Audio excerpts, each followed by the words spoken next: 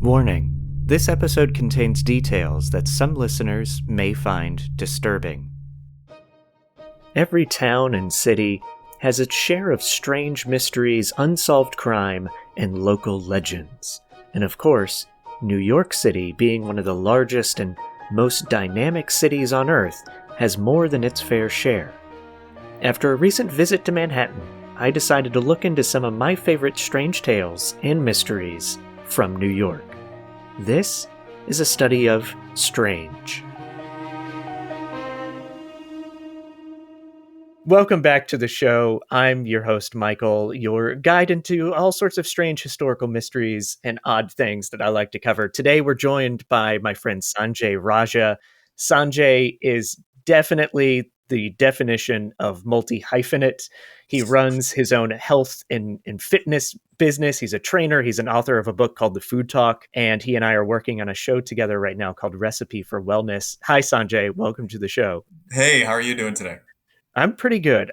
So it's hard to describe what you do. So what can you tell people about yourself? I've lived so many different lives, but if you had to pin me down right now, I would say the main components are run a nutrition fitness company, TV host and producer of the show, Recipe for Wellness. Mhm. And I do speaking and do a lot of other side projects, if you will, consulting. So yeah, if you had to pin me down, that's kind of who I am right now. And acting's kind of taken a backseat because nothing much is going on there. So That's right. Yeah, Sanjay has been an actor as well. And he does a lot. And as a nutrition and health person, I haven't necessarily thought of you for this show, but there's a couple of reasons why I wanted you on tonight. One is we were recently in New York working on your television show. Yeah. And as I like to do when I go places, I started reading all sorts of strange tales about New York City and refreshing my mind about things that were there. And I was like, it'd be fun to do a little list here of some of my favorite mysteries in New York and have you on since we were there. And there are connections to places we were filming. And also, I found out when we were in Florida filming, you're a fan of ghost shows. Like all the ghost things. Oh my God, it's a guilty pleasure of mine. I hate to say it. It's like I could have been worse, Real Housewives, but no, it's ghost shows for me. But I love Paranormal Caught on Camera. They get a free plug from me. I love that show. That's amazing. And now, have you been interested in like ghost stories your whole life, or is it just like a thing on TV that captured your imagination? Well, I'll tell you what it was, and this was the moment for me. Honestly, I was scared to death of scary movies when I was a young kid, and I don't recommend doing this, but this is how my dad got me over the fear of scary movies and scary stuff. Was that when I was about 6, 7 years old, he's like, "Hey, we're gonna watch movies tonight," because I was just so deathly afraid of the dark, and he goes. So the first movie pops on was Poltergeist. I'm freaking out watching this thing, right? Yeah. And then the second movie he puts on was The Exorcist, back to back. Okay. And then he says, "Hey, it's time to go to bed." And I said, "No, I'm not going. I'm freaked out the entire time." He puts me in a room, closes the door, and says, "I'm going to see you in the morning." And I had just about every perceived nightmare in my head scenario coming out, And then the next morning, guess what? Wasn't afraid of anything. It's funny you say that. I don't recommend this to anybody. Yeah, no. That's very extreme, and I would be banished from my home if I ever did that to my son. But I've talked about this a little bit with my wife about the history of telling scary stories around campfires. Mm-hmm. And that translated into novels and stories and eventually horror movies and things like that. And the reason there's a historical traditions is because it actually helps you learn how to deal with fear, learn how to overcome obstacles just by sharing and dealing with scary stories. Well, I'll take it a step further. I teach martial arts as well through my company. And I always tell people, I said, whenever you're in a crisis situation, anything in your life, when it is you want to lower your heart rate down, you don't want it amped up because you can't make decisions clearly. So I tell people, I said, think of a scary movie that you've seen before. You know it's coming, right? But you still feel your heart pumping. So that's when you have to take a deep breath and just slow your heart rate down. So I use scary movies for my students to help control their fear. That's wonderful. And on that note, let's get your hearts racing out there, because we're going to talk about see, I'm a good host. That's how I thought. We're going to talk about some darker stories from one of the most famous cities in America, New York, today. And there's a little something for everybody. We have a little bit of a cryptid story, we got some haunted stories, and we have some true crime. So there's something for everybody. To start with, I'm going to share a tale that it's the inspiration for one of my favorite authors' short stories, Edgar Allan Poe's Mystery of Marie Roget. Now, he based that on a real story, an unsolved murder of Mary Rogers, and he changed the name and location from New York to Paris to, give it a European flair.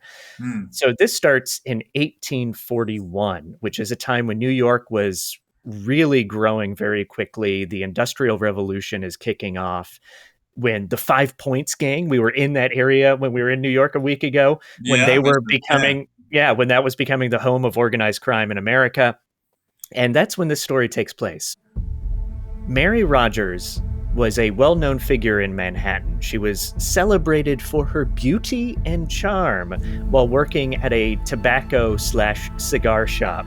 And allegedly, the newspapers wrote about it. She was kind of popular in New York, and her beauty apparently attracted all sorts of clientele to this shop. Yet it was her mysterious death that cemented her in the strange and unsavory history of New York City. So at 10 a.m. on the morning of Sunday, July 25th, 1841, Mary called upon her fiancé and informed him that she was going to go visit her aunt, Mrs. Downing, on Bleecker Street, and she was intending to spend the day with her. However, by that evening, Mary had not returned home. She didn't call on her fiancé again. She didn't talk to her mother, nor did she show up to work the following morning. On Wednesday, fishermen found her body floating in the Hudson River. The body showed signs of violence, of bruising, things like that. How much, it's actually hard to say today. The case exploded across all major newspapers, drawing attention from Edgar Allan Poe, because he obviously wrote a book about this, and many others. It was a national story. Like, if we equate this to today, it would be on all the blogs, it'd be on CNN and Fox News and everything else. Everybody would be covering it like crazy. And no one really knows what happened to her. They don't know for sure if she was killed, if it was an accident today. If she was killed, that raises the question of who would actually want Mary dead. And the theories were numerous. People have speculated that it could have been a failed robbery, some sort of lover's quarrel, or something more sinister. An initial investigation suggested she might have been the victim of gang violence. And also a big prominent theory that came out a little while after she was found is that she may have died after a failed abortion attempt and then dumped in the river to hide the crime. However, there's a lack of witnesses. There's not really any concrete evidence, and the newspapers, because they paid so much attention to it, they added to rumors and speculation. So it's hard to actually figure out what's real and what's not, even for investigators at the time. So I could do a whole episode on Mary Rogers. There's a lot of old newspaper articles that are great sources of information, and it would be great to suss through all those details. But for today's episode, we're not actually going to do that. There's newspapers have claimed that there was evidence of rape. Others newspapers say there wasn't. Some claim that they had she had some sort of string or cloth around her neck, like she was strangled. Others say that wasn't there. So it's really interesting to try to figure out what could have really happened to Mary Rogers. And fueling the mystery were a number of things. One, her beauty. She was so attractive, it got the attention of everybody, and that helped spread the news and all these rumors.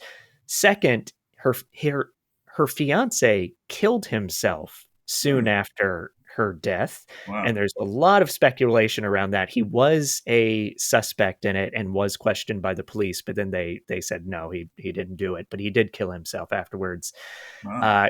Third, she had gone missing once before, but had returned home after a few days, and she even left a suicide note when she disappeared the first time. People then claimed it was a hoax that also got attention in the press at the time. So when she disappeared this time, a lot of people were like, oh, she's probably pulling some sort of prank again, or Mm-hmm. has a boyfriend somewhere and left. So anyway, that adds a lot of fuel to this mystery. The fourth thing is the coroner's report, because the autopsy was inconclusive, even though there's apparently tons of physical evidence on her body of what could have happened. And that is definitely a strange thing. And that's where you and I are going to do a little reading, Sanjay. We're going to do a little recreation of But this a plot kind of sounds like Gone Baby Gone. You seen that It movie? actually does, doesn't it? Yeah. Yeah, yeah. Except she was dead. Like they found her body, so Yeah, yeah. she can't show up at the end. Yeah. So you and I are going to do a little recreation. If you open up that email I sent you, the top part there is a scene. I'll read the stage directions. And Okay. do you want to read the coroner or the reporters? Well, usually I get doctor or engineer, so I'm happy to Let's read the do coroner. coroner. Yeah, do the coroner. I'll read the stage directions and all the other reporters parts. All right, you ready for this? Let's do it. A press conference is set about in front of the coroner's office. In front of the building are dozens of reporters. A man steps up to the top step leading up to the office building and turns to address the reporters. Good afternoon. I'm Dr. Merritt, and I inspected the deceased Miss Mary Rogers. He gestures to a few gentlemen standing behind him. The police and their inspectors behind me know there is a great deal of interest in this case, and I suggested I share my findings with you, the public. I'll start by taking some questions. Doctor, was there any sign of violence on the victim? Possibly. What about the marks on her neck? Was she strangled? Another reporter jumps in. And what about bruising on her body? Was that from an attack, or could it have been from falling into the river? Yes. I'm sorry, was it an attack or falling into the river? You betcha. There's a pause as the crowd is confused. What was the cause of death? Did she drown, or was she killed before she was in the water? Yes, well, you see, I've ascertained that Mary Rogers is indeed dead. We know that. How did she die? Well, you guys are tough. What I can say is that I am absolutely positive something caused her to become, well, dead. What that is, I don't know. Thank you for coming to the press conference. I trust this has been helpful and informative. The reporters are all asking questions, unsatisfied. That's obviously not a too realistic scene there, but I wanted to draw this point of the coroner's autopsy. All the inspections were just inconclusive. Mm-hmm. And that obviously adds to the mystery, but it seems very odd that it would be inconclusive when you have a body found just 2 days after she went missing.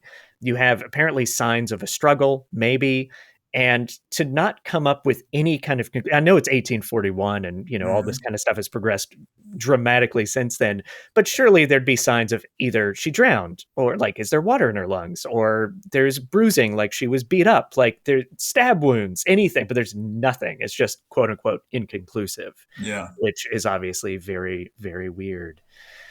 So over the decades, Mary Rogers' story has been revisited by historians and online sleuths like myself, all trying to piece together the puzzle. Even Edgar Allan Poe tried to solve the case. He even rewrote the story once more information came out. However, he never conclusively said who a murderer could be. He never had a primary suspect. So, or I should say, he never had a primary suspect that related to one of the real world people in the story. Well, it sounds So like, was she high up in society? Sounds like they didn't want to disclose something. it does kind of sound like that. I don't think she was high up. I think she was just well known, Hmm. because she was working in the cigar shop, and I think just as sort of a salesperson, clerk type person. She wasn't well to do and Hmm. living in some giant mansion in Manhattan, but she was well known. Yeah, so because you do have a medical background, would you? I know you're only hearing a part of the story, but do you think that she was attacked? Do you think she could have just slipped and fell and drowned? Like, do you have any thoughts? You know, even though the technology back then was not as good, if she slipped and fell, there'd be signs of like, you know, blunt force trauma to the Yeah, head or something like that. I would yeah. think if it knocked you out that badly. Hmm. But if it just sounds like to me that if you have a body present, there should be marks or signs of something that they could at least share. But I Yeah, would think, yeah. you know what I mean? But I think they're either undisclosing it because they may have some suspects in mind. That's what it just sounds like to me. Yeah, absolutely. And like I said, I do want to do a deeper dive on this story in the future. So for listeners out there, if you want to hear more about the mystery of Mary Rogers, send me an email, a studyofstrange@gmail.com, and let me know, like, yeah, do a deep dive on that, because there's plenty of sources to get more detailed on the actual signs of struggle or potential Hmm. violence on the body. There are witnesses, most of them likely made stuff up, but there are witnesses that claim they saw her with a person, and there's a woman who said her two sons may have killed her, and like all this other craziness that we can go down. So yes, if you're interested in that, send me a message and I will definitely put it on the list for future episodes. But next, Sanjay, Mm. we're turning to Kipsy, a cryptid that apparently is in the waters of the Hudson River right around New York. I had actually never heard of this until recently. Have you ever heard of Gypsy. Kipsy? Yeah. No, no. Yeah. So it's the Hudson River's version of the Loch Ness Monster. Wow. Okay. Yeah. Yeah. So this is a cryptid in New York. Kipsy has been part of the river lore since the early 1600s, so some sources claim. Others attribute the beginning of this legend to the 1880s when a steamship, the Daniel Drew, caught fire near Poughkeepsie, hence the name Kipsy, Mm. and a serpent was seen afterwards in nearby. I should say a very large serpent. So Kipsy is described in various accounts as serpentine, massive, glowing eyes that are seen at night. And actually, if you pull up your email again, I'm going to have you read from a newspaper article in the 1880s, just a short quote. It's right at the bottom of the scene. I Yeah, did it. I gotcha. Go ahead when you're ready. Its head was erect, about 5 or 6 feet out of the water, and it resembled a South American water snake. On the line of its eyes, it was about 20 inches thick. The portion of its body visible was between 50 or 60 feet in length, the greater portion being above the water. At a distance of 8 or 10 feet, the body was raised above the water, making openings sufficiently large for a rowboat to pass under. It has slimy appearance, and the surface of the water, after the reptile passed, was covered as if with oily matter ejected from the serpent. Yes. So there you go. That's the story of So Kipsy. almost sounds like Nessie a little bit. Yeah. Yeah. Yeah. Very much so. Absolutely. And Um, now, sorry. no, What I are you was going going to to say though, I was like, the Hudson River, the East River you're at, has a funk about it, Oh, but yeah. because of all the garbage and sewage that's get dumped in there, so I'm shocked that it actually survives there. Honestly, Right. Yeah. Yeah. If it is real, I don't know how it survives. Over the years, sightings have been sporadically reported by fishermen, tourists, all claiming to have glimpsed something unexplainable. Some local tales attribute a protective nature to Kipsy, claiming it guards the river from those who wish to harm it. Sort of, I would equate it to like the Captain Planet of no, the Hudson River. Like okay, it's out there that's trying to protect the environmental sustainability of the river, which is a really interesting take to have on a cryptid. I really like that. yeah, And apparently it only surfaces when it needs to remind us to take care of the river's health. wow, But what could Kipsy really be? So skeptics argue that these sightings are nothing more than misidentifications, which mm, definitely happens, like large sturgeons or floating debris. Yet the descriptions of Kipsy's size and behaviors are definitely unique and strange for animals that currently live in the Hudson. Others speculate it's like a prehistoric creature that survived, similar to like theories around Nessie, or mm, even Champ in Lake Champlain in North America, which is close to that as well. Now, I will add that there were sightings in the 2000s. Like there are current day sightings. However, one of the big sightings that happened, they actually found out it was a manatee. oh, And yeah, a and manatee manatee in New in York. New York. So they do. I know they're typically more south, but they can obviously get up there. And manatees have been mistaken historically for all sorts of things, from whales to mermaids to Hmm, mean creatures. Like manatees get mistaken a lot. I think it's probably because they're in shallow waters where yeah. people, have boats and are, so they get seen more often. I did swim with manatees by accident in Florida growing up. I kicked one with my foot and I didn't know what it was when I was out in the ocean. And then a few minutes later, my dad, who was with me, his eyes got huge and was like, "Go to shore now." And I'm like panicking, thinking a shark is behind me. And we swim to shore and turn around, and I see the big like hump coming out of the water. And I thought it was a big whale. Oh, And okay. it was a manatee. But yeah, I was kicking it. And but it was very nice. Maybe it thought I was just playing along with it. So anyway, that is the story of Kipsy. So now we're going to shift into something entirely different. Now we find ourselves in the glitzy era of the Roaring Twenties, an era of jazz, prohibition, the rise of organized crime. And this tale centers around a man who epitomized the era, Arnold Rothstein, infamously known as a kingpin of the Jewish mafia in New York back then. He was known for his gambling obsession from a very young age, and his involvement in fixing professional sports, including the legendary 1919 World Series, which, the team, I think it was the White Sox, bet on themselves to lose or win. I can't remember. But all of it was not very good. And Rothstein helped train or mentor other well-known gangsters like Lucky Luciano, Frank Costello, and Bugsy Siegel. So Arnold Rothstein's life came to an abrupt and mysterious end on November 6th, 1928. He was fatally shot during what appeared to be a business meeting at the Park Central Hotel in Manhattan. And despite his notorious background, Rothstein was a pivotal figure in New York's underground scene, not merely for his illicit activities, but also for his connections across legal and illegal spectrums of society. He was the one that kind of brought this, I want to say, like, corporate mentality to organized crime, like running it more as a well-organized business than just thugs and intimidation. The day he was shot, Rothstein's business meeting was actually a poker game that was allegedly fixed against him. Okay. And the story goes that he was in debt during this game, which had been going on for 3 days, which I can't imagine playing a poker game for 3 days. And he got upset because he claimed the game was fixed. There's an argument, bada bing, bada boom. He ends up being shot and taken to the Polyclinic Hospital, where he died 2 days later on November 4th. And here's where the story gets strange. We don't know who shot him, even though the room was full of multiple people at the time, and he survived for 2 days and could still talk. Right. He never, ever named who his assailant was.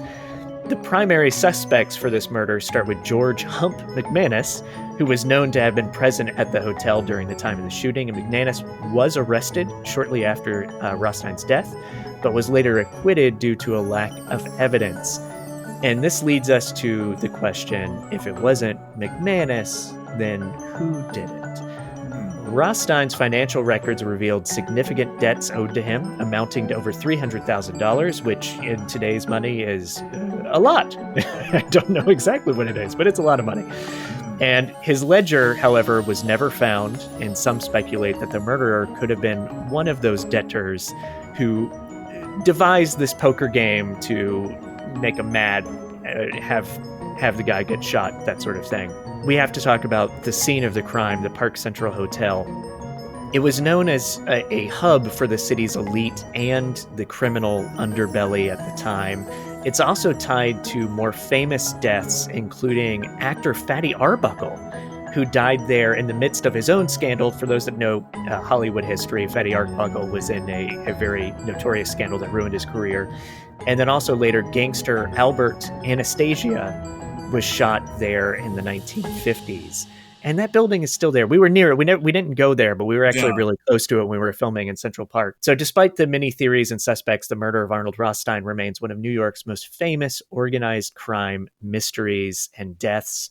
And the site of the Park Central Hotel is still right there in the middle of Manhattan, where you can go. Sounds like a Jimmy Hoffa situation there. So very, very similar. Yeah, and they did. Like, the police asked him while he's on his deathbed, "Who shot you?" And he's like, "Nah, I'm not. I don't remember the quote, but there is a quote of like, I don't tell people who, it's not your job to know who shot me," or some, some very 1920s gangster line.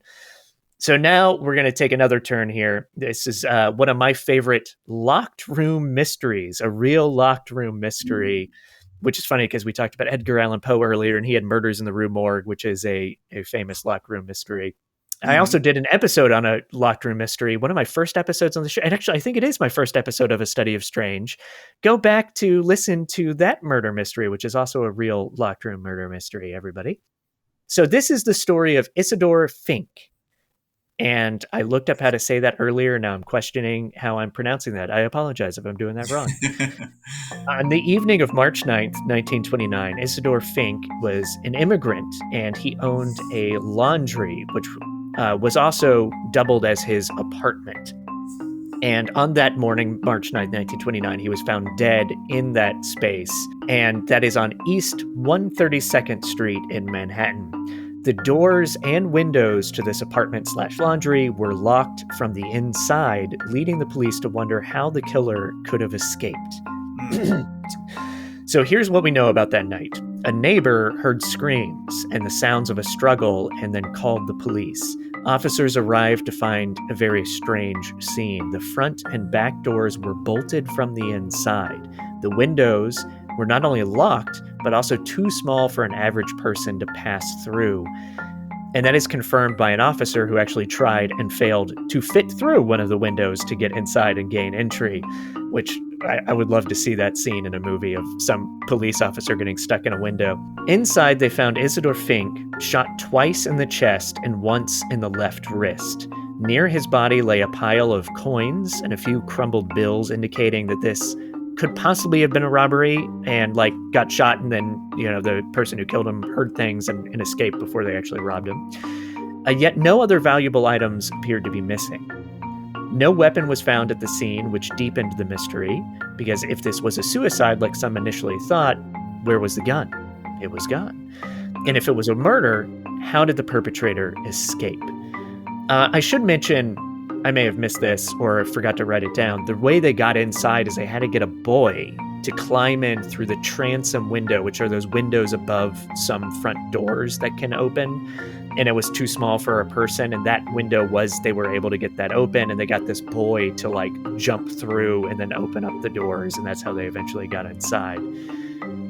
Now, forensic analysis at the time was primitive by today's standards, to say the least, but there was no sign of gunpowder on Fink's hands, suggesting he had not shot himself. The autopsy confirmed that the trajectory of the bullets came from someone else's hand, and the position and depth of the wounds implied a struggle had occurred, yet there was no evidence of another person present at the time of death. Detectives considered several theories. One posited that the killer had a key, entered, then left and locked the door. That was quickly shot down at the time because of the way the bolts locked on the door. They had to be locked from the inside. Another theory suggested that the killer was inside the apartment, waited for Fink to return, committed the murder, and then hid when the police showed up and later left. However, apparently they really gave this a thorough looking through. They couldn't find hiding places. So that is likely not a realistic explanation for things either. A far more far-fetched idea involved the small windows. Could someone have shot Fink through that open transom window above the door and then left? That all being said, no one ever cracked the case, and it's still a mystery to this day, I guess, is the best way to end that story. You look very inquisitive, Sanjay. What I'm just trying to visualize a gunshot through the wrist and through the chest. Yeah, and also the wrist thing to me points at a struggle. Yeah, that's what that says. And apparently, because I didn't write down all of these because we're doing short versions of all these stories today.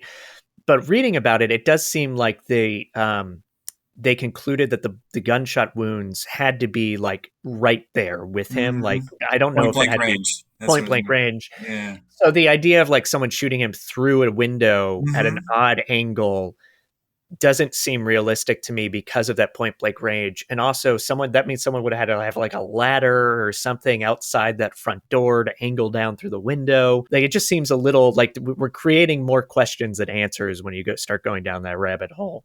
It is if I'm thinking out loud, I would say if he got shot through the wrist, it could have been maybe a lucky shot that hit him in the wrist.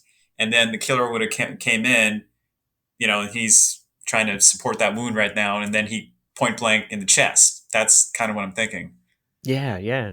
But then how did the doors get locked and how did he That's true. leave? And That's yeah, true. it's really bizarre. It is a really bizarre one. And, there's other, like the episode I did, the is it William Mumler? I'm trying to remember the guy's name, but the first episode I ever did, everybody go back and listen. It's really good. It's a good story. Um, that I call it a locked room mystery because there is a locked room aspect to that story, but it's a very minor aspect of that case. And I've read about Hmm. other locked room mysteries. All of them are kind of minor. The locked room aspect is kind of like just one little aspect that kind of quickly moves on to more important aspects of the stories. This room is a real murders in the rue morgue kind of situation where it's all about the locked room and how could this have happened. And I would love, a Sherlock Holmes to come in and try to, come up with a reasoning for how this all happened. It would be amazing. But on that note, we need to move on. So we've gone through locked rooms, we've gone through cryptids, and now there's a very odd story that I wanted to cover, even though it's kind of a small one. There's this mystery around St. Patrick's Cathedral in New York. And it doesn't deal with death or ghost or anything like that, but the curious disappearance of a missing cornerstone. Hmm. So this began in the mid 19th century when the construction of the St. Patrick's Cathedral was underway. On August 15th, 1858, a cornerstone was laid with great ceremony, and it was attended by thousands of people, and it marked the beginning of what would become one of the city's most iconic landmarks. But decades later, during a renovation, workers discovered that the cornerstone was missing. And the cornerstone, I should say, was not just a block of stone. It apparently had some kind of time capsule within it or behind it, something like that. And it was filled with mementos and messages for the future and blessings to the cathedral and all those kind of things that would go into a time capsule. Historians have speculated about what exactly was placed inside because we don't know. It was supposed to be a bit of, a surprise for many years later. And we will never know because that time capsule, that cornerstone, is missing. So what happened to this vital piece of New York and Catholic history? Some theories have been floated over the years. Some suggest that the cornerstone was never actually moved, but was simply built over and misidentified during subsequent construction phases. Others propose that it might have been deliberately removed, perhaps during an undocumented repair or renovation, or misplaced. And that raises questions about motives to steal this. Could someone have taken it just because, hey, let's take the cornerstone, man, be cool? Or did someone do it because they thought it had some value that they might be able to sell it later on, which we don't know if that ever happened. And I think you'd be caught if you tried to do that Well, was anyway. it like a historical landmark status? Yes, yes, Yeah. yes. So there's some weird stuff going on with that, but no one's ever quite cracked the case on Hmm. finding or even coming up with a really solid theory as to what could have happened to this cornerstone. And lastly, Sanjay, a very short story, but I had to do something with ghosts just for Oh, you. yeah, absolutely. So there's dozens and dozens and dozens of haunted locations in New York City. I Right. like to find things a little off the beaten path for my show. And I found out that Washington Square Park is Ah. apparently a haunted location in New York, and we were there Oh, filming. So that's cool. that's where we were right before going to the Red Dragon, the vegan restaurant that we The shot at. red bamboo, I think it Red was. Bamboo, excuse me, Red Yeah, yeah. Bamboo. So we were at Washington Square Park. We hung out there for a little while. I think Melanie, our producer, did it Zoom or a FaceTime there. She did. Yeah. She had a meeting. So Washington Square Park is allegedly haunted, and the reason behind that allegation is tied in with history, which is what I love about haunted stories, and is actually pretty dramatic. So the arch in the park, there's a famous arch in Washington Mhm. Square Park. Forgive me, audience, for me not knowing the name of that. But a lot of people have reported being touched by a hand when they're near or underneath that arch when no one is standing near them. And there are other little sightings and experiences reported throughout history, including people seeing bodies hanging from the trees of the Mm. park at certain times, usually at night or dusk, I think is what I read. Now, the story behind that and why the park may be haunted is that this is an area where they used to hang criminals, a few hundred years ago.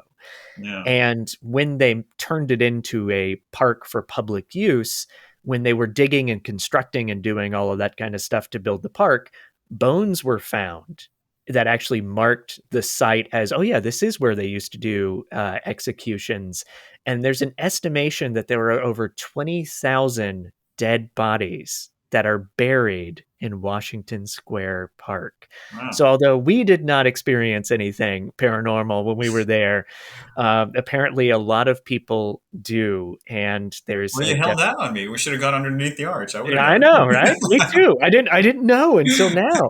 I had to find something, somewhat paranormal to include in this little episode, and I thought that one was great since we were there just a handful of days ago. Well, I'll give you a quick anecdote on that Yeah. because I had to go to a friend's wedding in Estes, actually in Denver, Colorado, but we stayed in Estes Park, Colorado, which is where the Overlook Hotel is, which is where The Mm-hmm, Shining was filmed, mm-hmm.